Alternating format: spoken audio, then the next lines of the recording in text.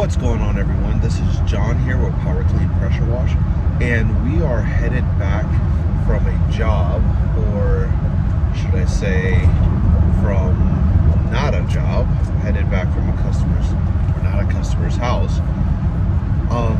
So I wanted to share this kind of experience with everyone and kind of tell you what I learned, what I thought, basically the whole gamut here. So what happened was my wife is helping me do some bidding for some houses, or she's going to be taking care of the phones for us now, and I've been showing her my bidding system, and she's a phenomenal salesperson. So yeah, she's going to do really great. So I'm really excited to have her on. But we came across a house that we weren't able to see on Google or Redfin or Zillow or anything like that, so it became really hard to bid. Asking questions, they told us it was a French roof with cedar shakes on the sides. He only wanted to have the roof done. I looked at an aerial view of the house, the satellite view of the house, and it looked absolutely massive. And so we said, you know, my wife ended up saying, like, our roofs start at $799, they go up from there. So if you're okay with that price, you know, it's gonna just only go up from there. But we'll go out there, we'll take a look, and we'll go out there to do the job. I don't go out to properties to do estimates. I go out to properties to do work. So we were prepared. We were going to go out there and do the job today. So I got out there. I started talking to the guy. We started walking around the property, and this thing was huge. It was a pretty big house, and there's French roofs all around, you know. So French roofs are a little different than regular roofs because you don't have roofs just on one or on two sides of the house. You have roofs on all four sides, effectively, or things that you need to clean on all four sides. So it made it very difficult. It was very steep, you know. This thing's like almost 90 degrees, you know, straight up and down. It's probably like 80 degrees. Had to use a lot of surfactant on there. It wasn't good. So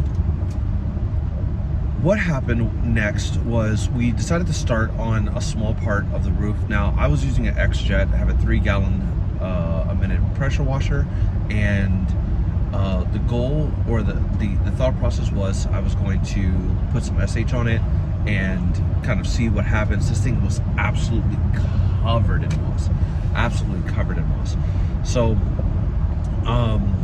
throw some SH on there. I think I could get down to, I think it works out to be about a 4% mixture when I use the X-Jet open with a 3-gallon washer. And I threw it on there, waited a little bit, came back, sprayed it off, and it was changing color a little bit. The growth was dying, but it just wasn't dying to the point that I wanted. Then we tried doing some pressure washing, and again, we just chose a small part of the house to do this on and test everything on, because I'm still very new at this. I'm still learning. I'm still watching videos and talking to other people, talking to colleagues and everything, and it just wasn't happening. So we made the decision to walk away from the job, you know, to walk away from it. Now, I'm no absolute dummy. I called a couple people around in the area that I know, and I said, hey, you know, do you want this job? And I shot them over pictures. Now, they were telling me that it was probably going to be closer in the ballpark of $2,000, $3,000, and I was a bit lower than that. So it really wasn't worth it for them to come out and do it, and everybody just seemed to not want to mess around with it. Apparently these things, I haven't had much experience with cedar shake, so, you know, apparently these things are the devil and nobody wants to touch them. But the whole moral of this is knowing when certain money isn't worth it. You know, this was $1,300 that I walked away from, and I could have easily figured it out. You know, could have got a broom, could have brushed stuff off, then pressure washed it, and all of these things. But, you know, the question is it worth your time, and does it fit into the life that you're looking to build? And if the answer is no, you know, talk to the customer, tell them your struggles, tell them your problems, let them know, like, sir, ma'am, you know, I thought I was equipped to do this job.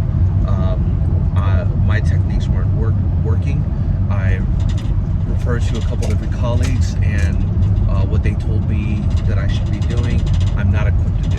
So unfortunately, I'm not going to be able to complete this project. Take no money. You know, I'm sorry for wasting your time. The gentleman was happy. You know, I told him I didn't want to destroy his property. He was happy I wasn't trying to do something I didn't know how to do or didn't feel confident. So it all worked good. And he said, you know, he might be willing to pay the $2,000-3,000, and I might have a referral on my hands. So I might get a kickback. I might get money for doing, you know, pretty much nothing, for just driving out here and taking a look at it. So, you know, you never know how that works out. So basically, the theme of this video is I'm trying to document my process that I'm going through as I'm learning, as I'm growing this small business, as I'm building up this pressure washing company. And there are just going to be things that are going to be on my scope. You know, they're going to be things that I can't do. They're going to be things that I don't want to do. You know, and this was definitely things that I can't do and things that I didn't want to do. And that's okay. You know, you have to be able to walk away from jobs, and you want to put yourself in a position where you can walk away from jobs, right? Don't need any one job so much that you're going to risk hurting yourself, hurting somebody's property, killing yourself to do a job. Don't do that, right?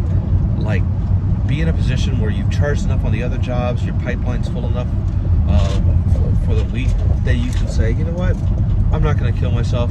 I apologize, Mr. or Mrs. Customer. Thank you for your time. Thank you for the opportunity.